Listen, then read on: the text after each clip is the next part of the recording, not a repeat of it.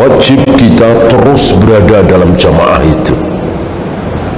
Kalau kita keluar dari jamaah itu walaupun sejengkal, istilah kita mungkin 5 cm, 10 cm keluar dari jamaah, terancam sesat.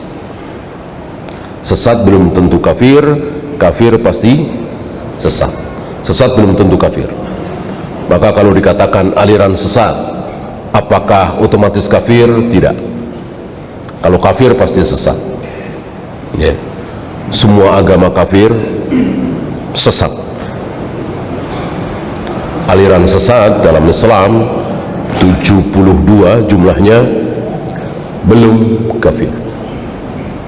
Karena dikatakan oleh Nabi alaihi salatu wassalam, sataftariku ummati, umatku kelak akan pecah menjadi 72, 73 ya, yang satu kan beliau dan para sahabat, dan kita semua kalau mengikuti Rasul dan para sahabat. Nah, yang 72 ini sesat. Kafir tidak.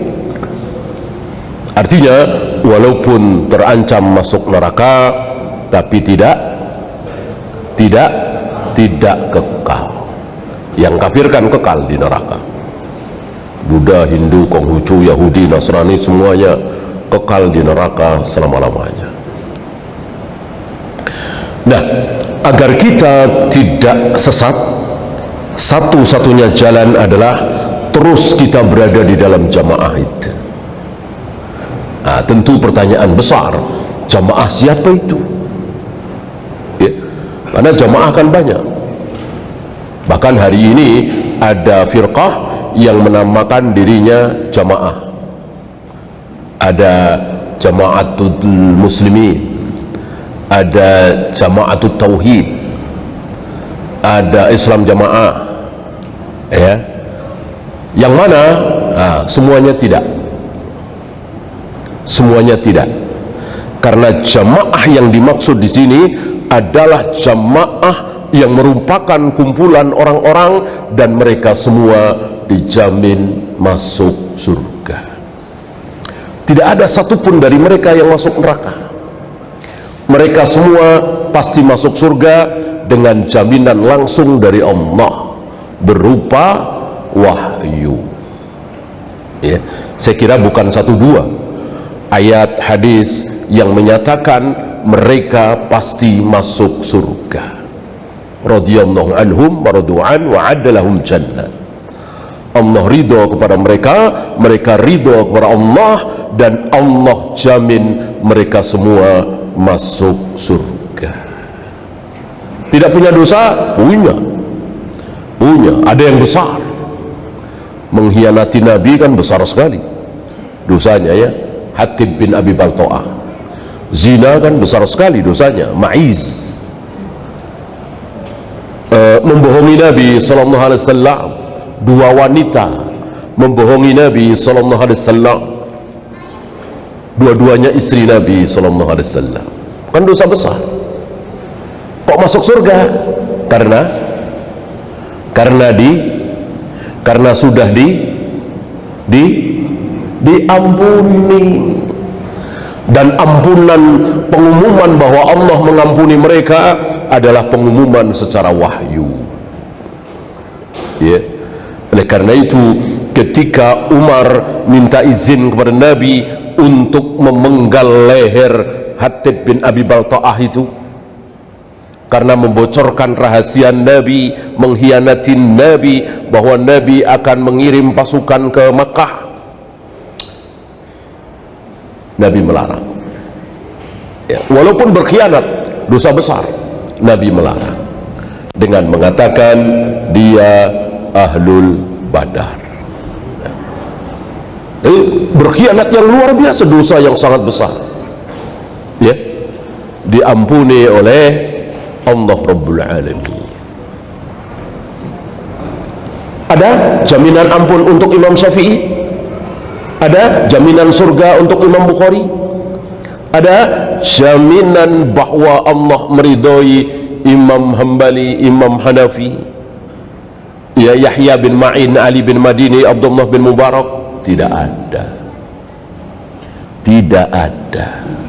Satu-satunya yang dijamin ampun, dijamin ridha, dijamin surga hanya mereka ini, kelompok jamaah itu, yang kita tidak boleh keluar dari mereka. Maksudnya kita harus mencontoh mereka dari mulai wudu, tayamum, azan, qomat, puasa, rukuk, sujud, tawaf, sa'i, semuanya. Beda dari mereka, jelas salah. Untuk ibadah mahdhah ya. Kapan mereka ini tahu ya? Mereka yang saya maksud jamaah ini tahu ya? Siapa? Ya siapa lagi kalau bukan sahabat ya. Para sahabat tanggal 11, 12, 13 Dzulhijjah melempar jumrah sebelum duhur apa setelah duhur?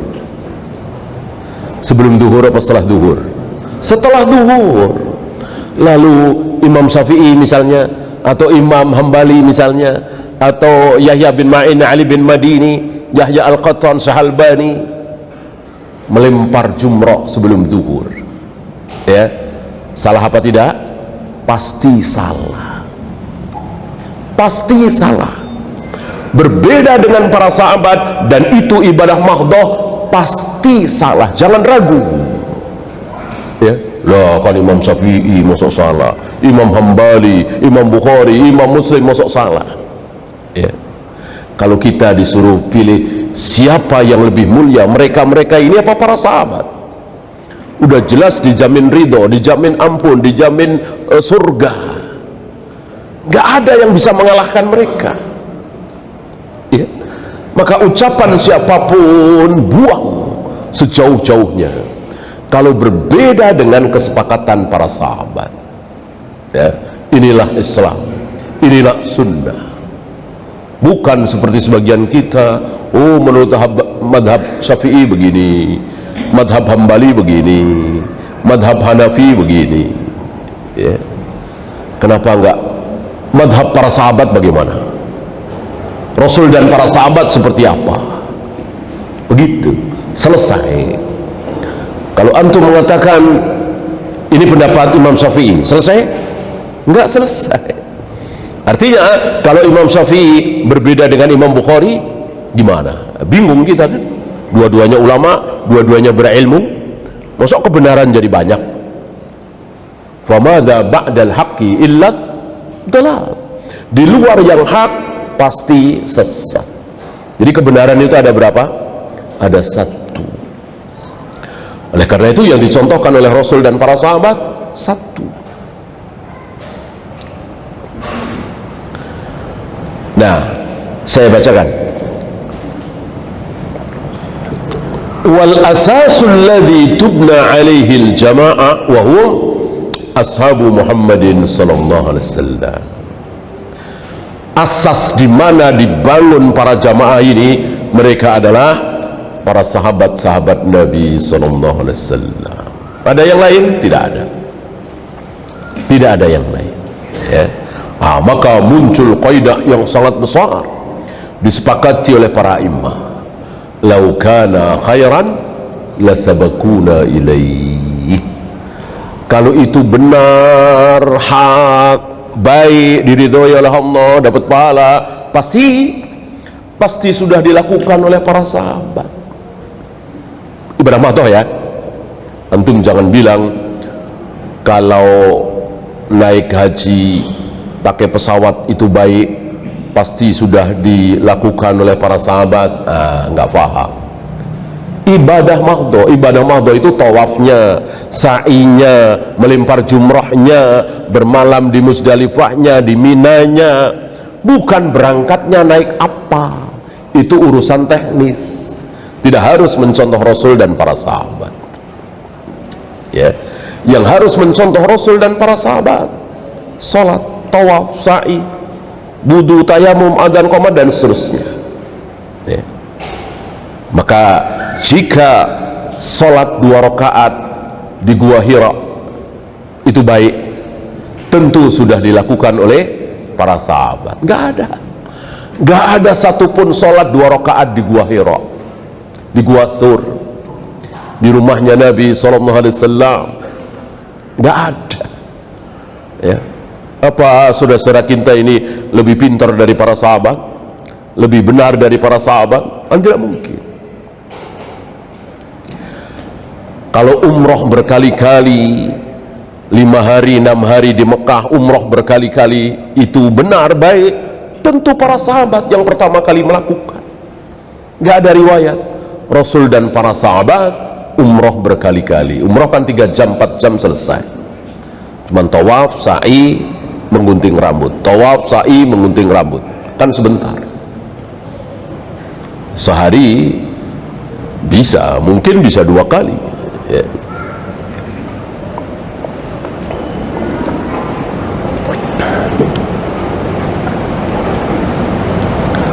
Wahum ahlus sunnati wal jamaah. Mereka ini ahlus sunnah wal jamaah. Jadi kalau pengen tahu ahlus sunnah wal jamaah itu siapa, mereka para sahabat, bukan si A, bukan si B, bukan si C, bukan klaim pengakuan dari sekelompok orang. Mentang-mentang organisasinya, yayasannya disebut ahlus sunnah wal jamaah, berarti mereka adalah ahlus sunnah wal jamaah. Tidak. Ahlus sunnah wal jamaah adalah para sahabat. Ada yang lain? Nggak ada. Nggak ada, kecuali mengikuti para sahabat. Kita yakin seyakin-yakinnya Imam Syafi'i, Imam Bukhari, Imam Muslim, Imam Hambali, semangat mereka sama, mengikuti para sahabat. Oleh karena itu, ketika mereka melakukan sebuah kesalahan, langsung diingatkan oleh saudaranya, bahkan oleh muridnya. Nggak ada para sahabat seperti itu, langsung rujuk, langsung rujuk. Nah, mestinya kita semangatnya seperti mereka ya. Jangan seperti saudara-saudara kita nggak mau tahu. Ya biarlah para sahabat nggak merayakan maulid, orang maulid ini baik, berarti kan nggak menghargai para sahabat. Biar aja sahabat selesai baca Al-Quran nggak pernah baca Shadaqallahul Adzim, orang baik ini boleh kita ini nggak menghargai para sahabat. Gimana dibilang ahlus sunnah wal jamaah ya? Para sahabat nggak ada yang mentahlilkan orang mati, ibunya, ayahnya, neneknya yang meninggal tidak pernah ditahlilkan oleh para sahabat. 3 harinya, 7 harinya, 40, biarin aja, biarin aja. Orang saya baik, menurut saya baik gitu. Berarti ini tidak menghormati para sahabat ya. Laukana khairan lasabakuna ilaih, selesai. Qaidah ini selesai ya. Bagaimana kita tidak mau mengikuti para sahabat, sementara para sahabat sudah dipuji oleh wahyu, dijamin surga, dijamin ampun. Bagaimana kita tidak ikuti, malah mengikuti yang tidak ada jaminan ya. Faman lam ya'khud anhum, maka barang siapa yang tidak mau mengikuti mereka, mengambil agama dari mereka, nggak mau, faqad dhalla wabtada'a, maka dia telah sesat dan bid'ah ya.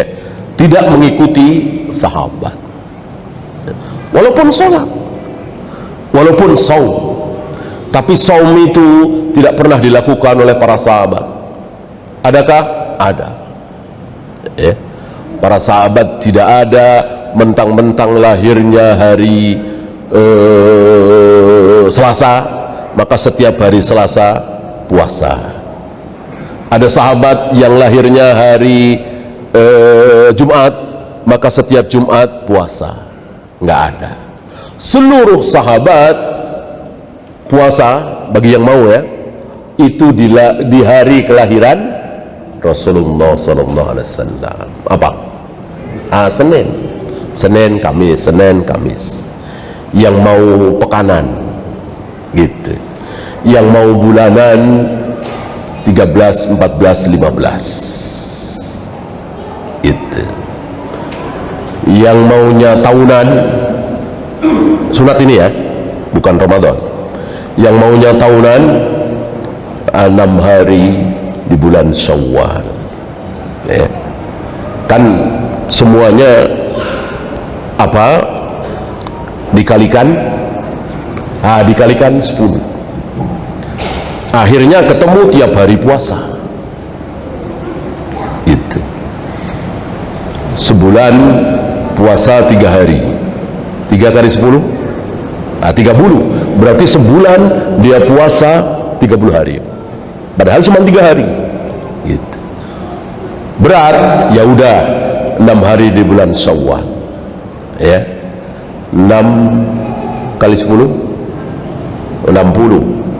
Sebelum 6 hari di bulan Syawal puasa apa? Ramadan 30 kali 10 300. Jadi 300 tambah 60 360. Jadi dalam setahun itu dia puasa 360 hari, berarti setiap hari berpuasa. Luar biasa rahmat Allah. Tidak bisa begini, tidak bisa begini. Yang kuat silahkan, bagi yang mau. Yang kuat tapi nggak mau, nggak apa-apa, nggak dosa ya. Yang kuat, yang terbaik puasa Nabi Daud, sehari puasa sehari tidak, sehari puasa sehari tidak. Ini sunnah, ini ahlus sunnah wal jamaah.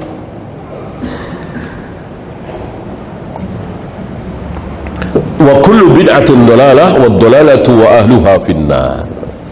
Sementara semua bid'ah adalah sesat, siapa yang mengatakan ada bid'ah yang tidak sesat, dia berhadapan dengan para sahabat, bahkan berhadapan dengan Nabi SAW yang mengatakan iyyakum wa muhdatsatil umur fa inna kulla muhdatsatin bid'ah wa kulla bid'atin dalalah wa kulla dalalatin finnar. Yang pertama kali mengucapkan ini siapa?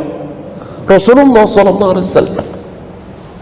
Seolah saudara-saudara kita menyembunyikan yang ustadznya, yang kiai, yang ulama menyembunyikan sabda Nabi ini. Padahal sabda Nabi ini dibaca kapan? Sabda Nabi ini dibaca oleh beliau kapan?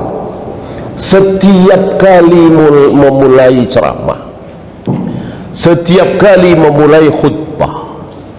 Apa khutbah Jumat, khutbah Id, beliau tidak pernah ketinggalan atau hampir tidak pernah ketinggalan mengucapkan kalimat itu. Iyyakum wa muhdatsatil umur fa inna kulla muhdatsatin bid'ah wa kulla bid'atin dalalah wa kulla dalalatin finnar. Hati-hati kalian terhadap perkara ibadah yang tidak aku contohkan, karena semua ibadah yang tidak aku contohkan adalah bid'ah, semua bid'ah adalah sesat, semua yang sesat tempatnya di neraka. Sekali lagi, jangan berani berhadapan dengan Nabi SAW, maka ikuti beliau. Beliau mengatakan semua bid'ah sesat, ya sudah, katakan saja semua bid'ah sesat. Dan bid'ah itu hanya ada di mana? Di ibadah mahdo. Di ibadah mahdo, tayamum, wudu, adzan, qomat, tawaf, sa'i, ruku, sujud. Tidak ada di ibadah ghairu mahdo. Sedekah, nikah, cari nafkah, itu ibadah kan? Tapi ini ghairu mahdo, beda jauh dengan cara Nabi. Nggak masalah. Yang masalah itu yang ibadah mahdo. Ada yang berani azan hayya ala sholahnya 3 kali? Nah, ya kan? Kalau dia mengatakan semua bid'ah itu tidak sesat, mestinya dia berani. Kan 3 kali lebih baik dari 2 kali, ya kan? Berani sebelum sholat Id azan dulu, qomat dulu, padahal baik. Untuk menyeru orang-orang sambil menunggu ya azan, habis itu qomat, kita nggak berani. Kenapa? Karena tidak pernah dicontohkan oleh Rasul dan para sahabat, ya kan? Nah, begitu juga maulid, begitu pula usolli, ya, begitu pula shadaqallahul adzim setelah baca Al-Quran, sama dengan hayya ala sholat 3 kali. Cuman yang ini banyak yang melakukan, yang ini enggak. Intinya sama, ibadah mahdhah tidak ada contoh dari Rasul dan para sahabat. Ya.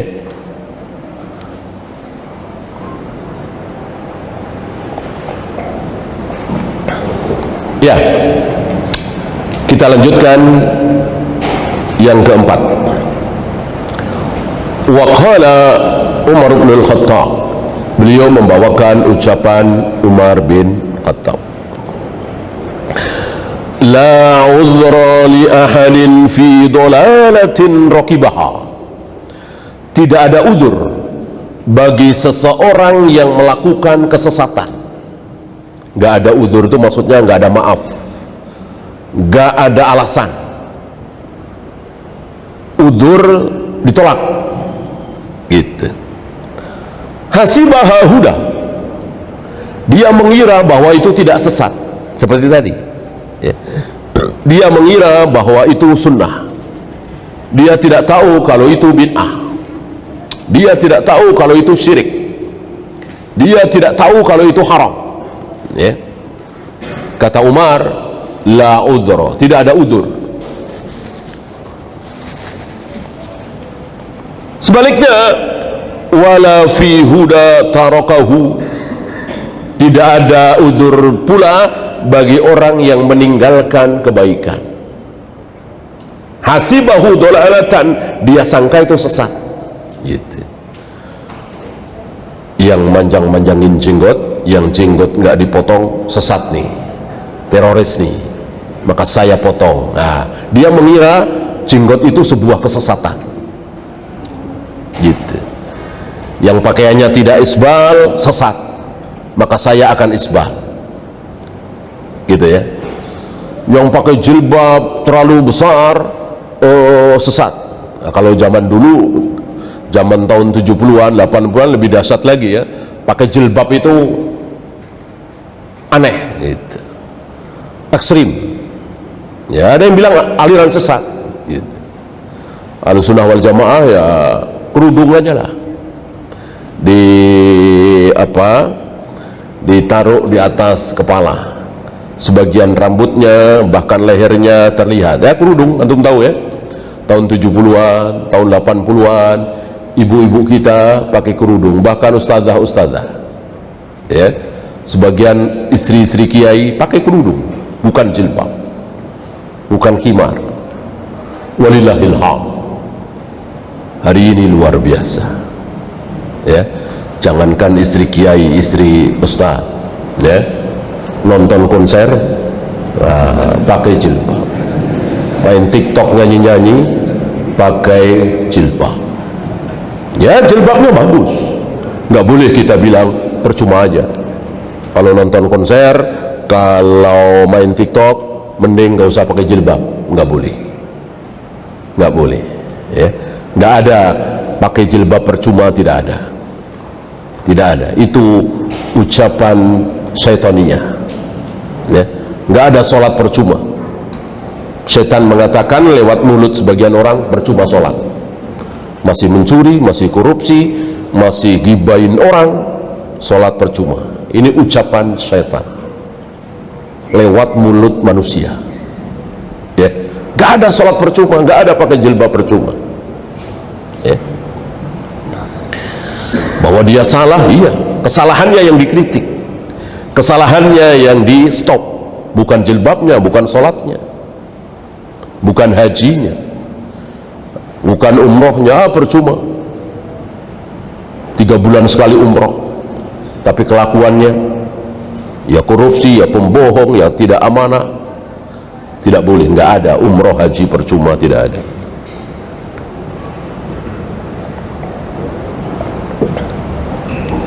Kenapa? Nah, kata Umar ini ya, nanti kita bahas. Jadi menurut Umar gak ada uzur. Faqad buyyinatul umur, karena perkara-perkara agama ini sudah terang benerang, sudah diterangkan, sudah disampaikan oleh Rasulullah alaihi salatu wassalam, dan sudah menyebar di muka bumi. Sekali lagi ini kata beliau, dan beliau berbicara seperti ini di mana? di hadapan kaum muslimin. Ini kan peninggal Nabi, peninggal Abu Bakar. Luar biasa, kaum muslimin jadi apa? Agama Islam jadi apa hari itu? Jadi agama yang menguasai dunia. Jangankan kaum muslimin, orang kafir pun tahu. Orang kafir pun tahu. Antum masih ingat dialog Heraklius dengan Abu Sufyan? Waktu itu Abu Sufyan masih kafir. Masih kafir, bahkan musuh besar Nabi SAW. Heraklius bertanya kepada Abu Sufyan tentang ajaran Islam, tentang Rasulullah. Dijawab oleh Abu Sufyan dengan lancar, dengan benar. Ya. Hari itu jangankan kaum muslimin, orang-orang kafir pun tahu tentang ajaran Islam. Dakwah luar biasa. Di zaman Umar belum ada syubhat, belum ada aliran sesat, belum ada firqah dolal. Maka beliau mengatakan seperti ini wajar sekali. Adakah hari itu kaum muslimin yang tidak tahu kalau jenggot itu wajib, kalau jilbab itu wajib, nggak tahu? Nggak mungkin. Nggak mungkin. Sholat berjamaah itu wajib bagi laki-laki, ada? Nggak ada. Kalau luar biasa dakwah, maka beliau mengucapkan kalimat seperti ini pantas. Ya. Wa sabatatil hujjah telah tegak. Wan qata'al udhru, maka nggak ada udur lagi, putus udur. Ucapan beliau di saat kaum muslimin dalam masa kejayaan luar biasa. Ajaran Islam, sunnah Nabi betul-betul berkibar. Belum ada bid'ah kan? Ketika Umar masih hidup kan belum ada bid'ah, belum ada aliran sesat. Aliran sesat muncul pertama kali setelah Umar terbunuh, setelah Umar ditusuk saat beliau mengimami sholat subuh oleh Abu Lu'lu'. Setelah itu baru muncul syubhat, baru muncul aliran sesat. Berarti di zaman Umar, di zaman Rasulullah, Abu Bakar, Umar, seluruh kaum muslimin ahlus sunnah wal jamaah, seluruh kaum muslimin al-firqatun najiyah, seluruh kaum muslimin at-taifatul mansurah, seluruh kaum muslimin salaf. Ya. Adakah kaum muslimin yang Asy'ariyah waktu itu? Nggak ada satupun. Adakah seorang muslim yang Maturidiyah hari itu? Nggak ada. Jahmiyah, Jabariyah? Nggak ada. Rafidah, Khawarij? Belum ada. Seluruh kaum muslimin ketika Umar masih hidup adalah ahlus sunnah. Nggak ada satupun yang tersesat, terjebak dalam firqah dolal.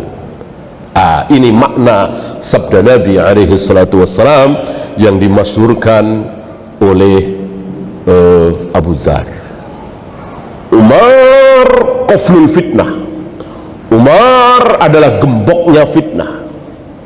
Artinya fitnah itu, syubhat itu, aliran sesat itu belum muncul, digembok, belum keluar, digembok oleh Umar.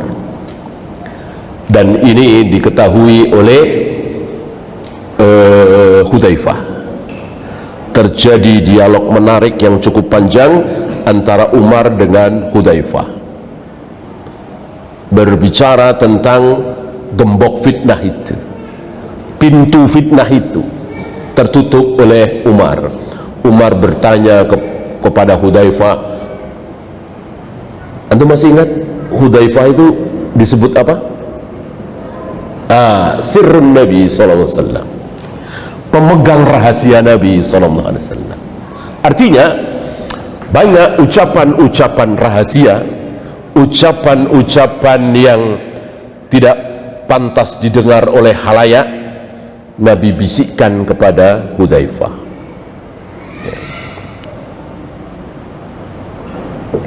Apakah ini berarti ada ilmu khusus dalam Islam? Tidak, bukan ilmu khusus, tetapi sebuah ilmu yang lebih baik orang awam nggak usah tahu, karena nggak usah dikasih tahu akhirnya juga tahu.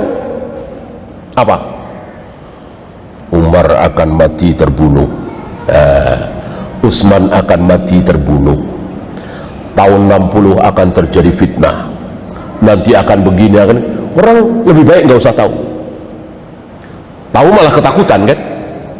Nggak usah tahu, nanti juga tahu sendiri. Nah, kira-kira begitu. Nah, semua orang tahu. Hudzaifah inilah yang dibisiki oleh Nabi SAW sampai kepada nama-nama orang munafik. Nama-nama orang munafik, si A, si B, si C, si D, dibisikkan di telinga Hudzaifah.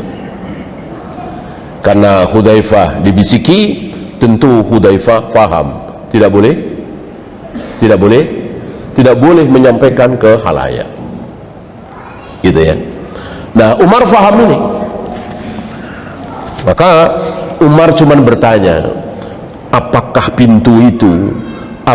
pintu yang digembok itu dibuka secara normal apa didobrak, gitu.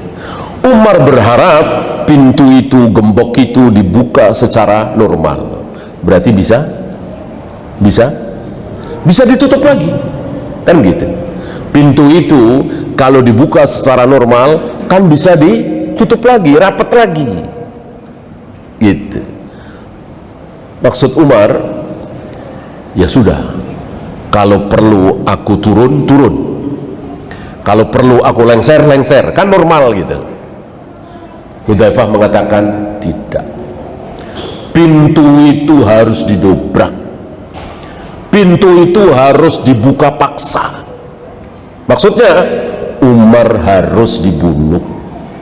Kan nggak mungkin takdir Allah batal, tidak mungkin tulisan Allah, rencana Allah yang ditulis di Lauh Mahfud batal. Nah, ini diyakini oleh Hudzaifah karena mendengar sabda Nabi SAW.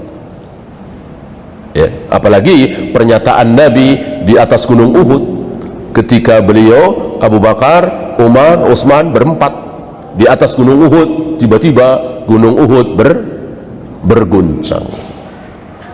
Sebuah keanehan ya. Kalau gunung Merapi, gunung Semeru berguncang nggak aneh, karena memang gunung berapi kan. Kalau gunung Uhud aneh sekali, bukan gunung berapi, mati ya, betul-betul batu ya, secara logika nggak mungkin.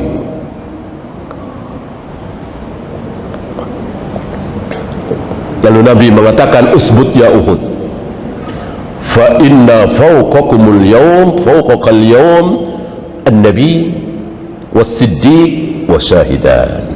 Ya. Diam engkau wahai Uhud, karena di atasmu sekarang ini sedang ada seorang nabi, sedang ada seorang siddiq, dan ada dua orang syahid. Ada dua orang syahid. Sepertinya beliau berdua inilah masih hidup sudah dibilang syahid.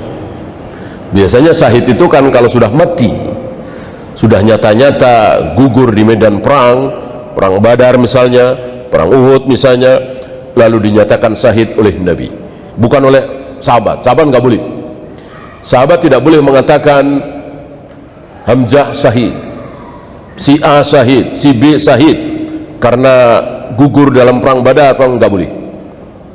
Hanya Nabi yang boleh, gitu ya, kan ini gaib.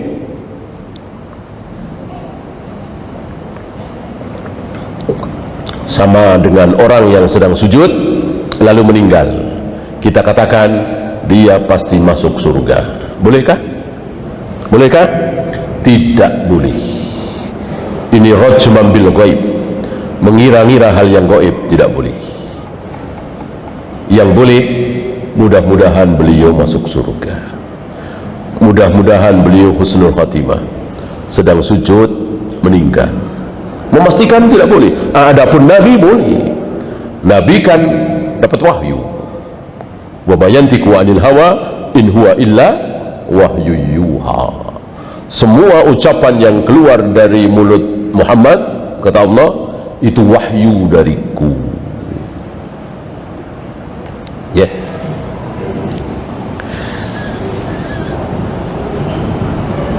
wa dzalika anna sunnata wal jama'ata qad ahkama amruddin kullahu.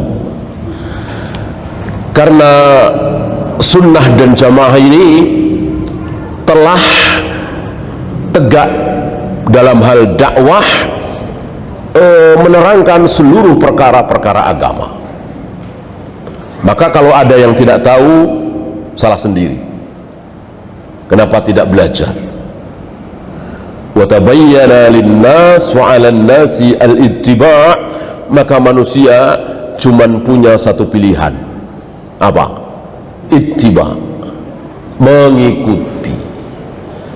Bolehkah ada pilihan lain? Tidak boleh. Cuman satu pilihan, mengikuti.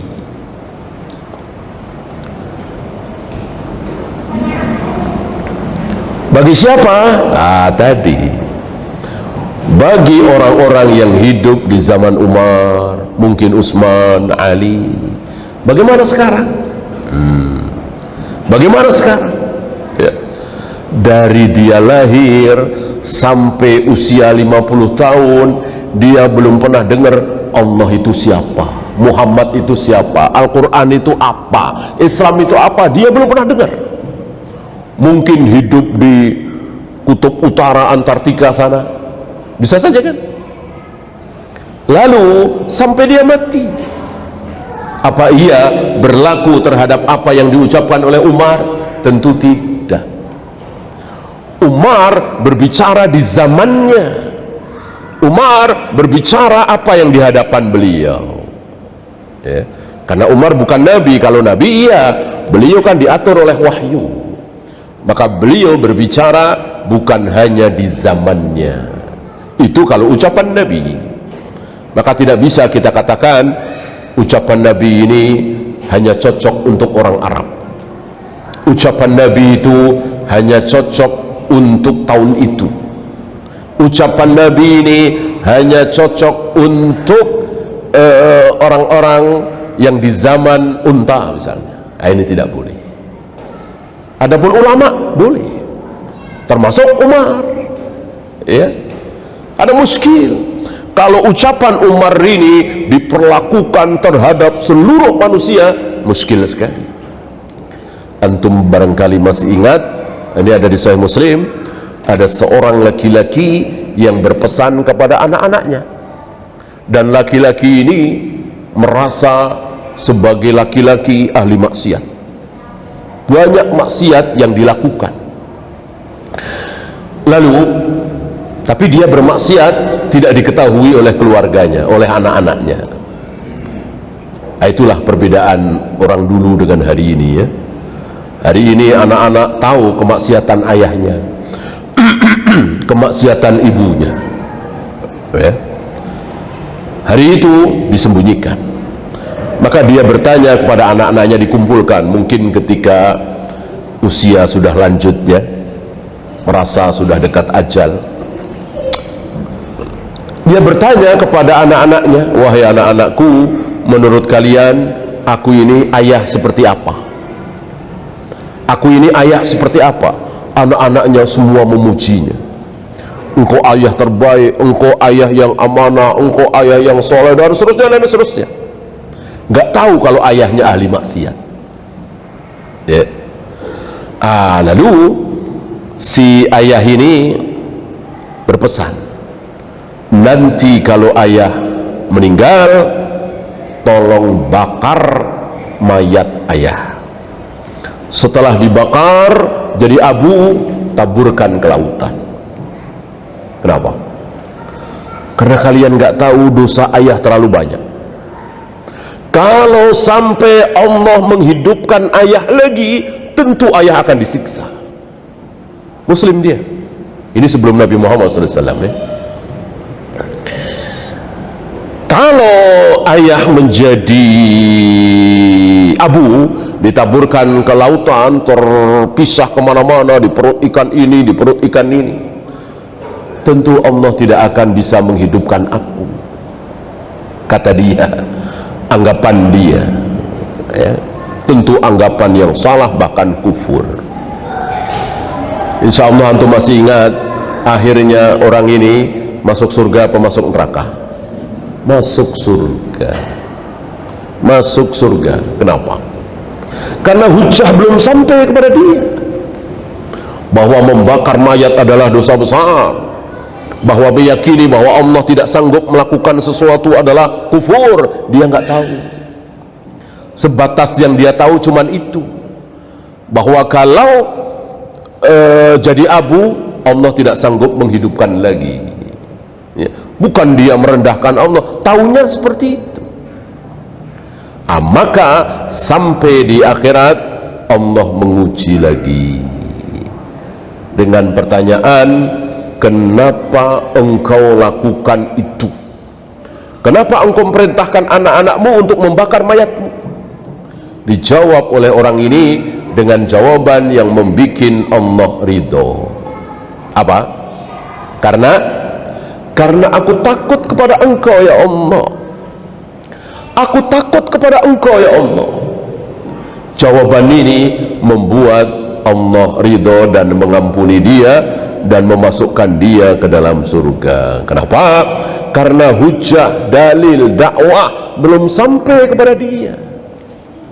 Ini pelajaran besar bagi kita untuk apa ya? Jangan mudah-mudah mengkafirkan sesama muslim, walaupun ucapannya kafir. Salat nggak wajib, jilbab nggak wajib, ini ucapan kafir jelas. Tapi kita langsung tuding dia, bapak telah kafir, tidak boleh. Tidak boleh. Siapa tahu? Siapa tahu? Hujah belum datang, ya. Dan pengkafiran itu percuma kalau tidak dilakukan oleh pengkafiran itu. Mengkafirkan seseorang itu percuma kalau tidak dilakukan oleh penguasa. Maka biar penguasa yang mengkafirkan. Kalau penguasa yang mengkafirkan kan jelas urutannya. Masih ingat Khalid bin Abdullah terhadap Ja'ad bin Dirham yang tidak mau bertaubat dari mengatakan Allah tidak bersemayam di arsy, Allah tidak besar, Allah tidak kecil, ya, Allah tidak tinggi, Allah tidak rendah, Allah tidak, luar biasa kufurnya. Nah, Khalid bin Abdullah, penguasa negeri Wasit waktu itu, memanggil ini Ja'ad bin Dirham, didakwai, para ulama datang di situ, terus adu hujah, sampaikan hujah. Si Ja'ad bin Dirham, saya tidak mau menarik ucapan saya. Bagi saya Allah tidak bersemayam di arsy, tidak besar, tidak kecil, tidak bunuh. Ayat-ayat, hadis-hadis ditolak tentang Allah. Ibrahim bukan Khalilullah. Allah tidak mengambil Ibrahim sebagai Khalil. Seluruh sifat-sifat Allah ditiadakan oleh Ja'ad bin Dirham, ya. Nah, karena tidak mau dan lebih memilih dibunuh daripada taubat, maka dibunuh dan tidak disolati dan tidak dikubur di pekuburan kaum muslimin, dan dinyatakan kepada seluruh kaum muslimin dia kafir. Itu kita bukan penguasa, kita cuman anak ngaji, ngapain ngafir-ngafirin? Walaupun ucapan yang keluar dari mulut dia jelas ucapan kufur atau perbuatan kafir, sujud di hadapan batu, sujud di hadapan pohon besar, ya sudah, serahkan kepada Allah. Ya, silakan azan dulu.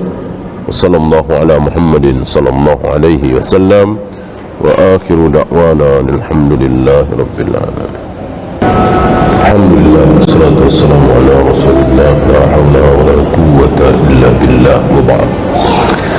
Kita lanjutkan sedikit. Ini bukan berarti bahwa kita lebih beruntung kalau tidak tahu. Jangan sampai menyimpulkan yang salah seperti itu, ya. Oh, enak dong yang tidak tahu. Kalau tahu jelas berdosa, mendingan tidak tahu, kan jadi nggak berdosa. Ini salah besar. Kenapa? Karena yang tadi itu cuman contoh yang jawabannya benar. Tentu ada contoh-contoh lain yang jawabannya salah. Tadi kebetulan jawabannya benar, diuji lagi oleh Allah, jawabannya benar. Adakah orang-orang yang diuji lagi oleh Allah dan jawabannya salah? Banyak sekali. Banyak sekali. Seperti tadi, seumur hidup belum pernah dengar apa itu Allah, apa itu Rasulullah, apa itu Al-Quran, apa itu Islam. Dia belum pernah dengar sampai dia mati. Ya, kalau 300 tahun yang lalu, 400 tahun yang lalu tentu banyak sekali kan. Belum ada internet, belum ada televisi, belum ada radio, komunikasi kan tidak sehebat hari ini, ya kan. Pasti banyak, ribuan, mungkin jutaan orang yang mati dalam keadaan belum pernah dengar apa itu Allah, apa itu Rasulullah, apa itu Muhammad SAW, apa itu Al-Quran, apa itu Islam. Lalu dia mati, ya, apakah Allah pasti masukkan dia ke neraka? Dan jelas dia tidak muslim, ya.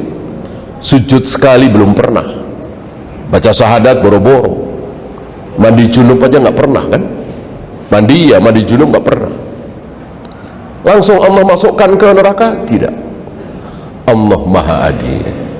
Allah mengatakan, wa ma kunna mu'adzibin hatta nab'atha rasula. Kami tidak akan langsung mengazab, menyiksa di neraka sebelum kami datangkan Rasul, juru dakwah, hujjah, dalil, ya. Lalu diapakan? Diuji. Terserah Allah ujiannya seperti apa. Itu hanya contoh tadi, ya. Misalnya Allah menguji dengan sebuah pertanyaan, lalu pertanyaannya salah, Allah kemanakan dia? Neraka. Yang tadi jawabannya benar, Allah masukkan ke surga. Yang jawabannya salah, ya neraka. Kan mengerikan sekali, kan begitu salah langsung neraka. Karena cuma sekali. Kalau kita di dunia ini kan, ya, ada yang 60 tahun, ada yang 70 tahun, ada yang 75 tahun. Salah, bertaubat, mohon ampun. Salah lagi, bertaubat lagi, mohon ampun. Kalau hari itu cuma sekali, kan mengerikan sekali. Iya, kalau jawabannya benar. Kalau salah, langsung neraka. Maka jangan sampai ada anggapan lebih baik tidak tahu daripada tahu. Sebab kalau tidak tahu tidak berdosa, salah, ya. Di samping kita semua kan tahu, mencari ilmu itu hukumnya apa? Wajib. Talabul ilmi faridatun ala kulli muslimin, ya kan? Maka ketika kita tidak mau tahu, tidak mau cari ilmu, dosa. Orang meninggalkan kewajiban kan dosa, ya. Jangan sampai kita seperti orang-orang awam, lebih baik nggak tahu, gitu ya. Ini tidak menjadikan kita orang-orang kafir yang belum kedatangan hujjah lalu kita katakan wallahu a'lam, enggak, ya.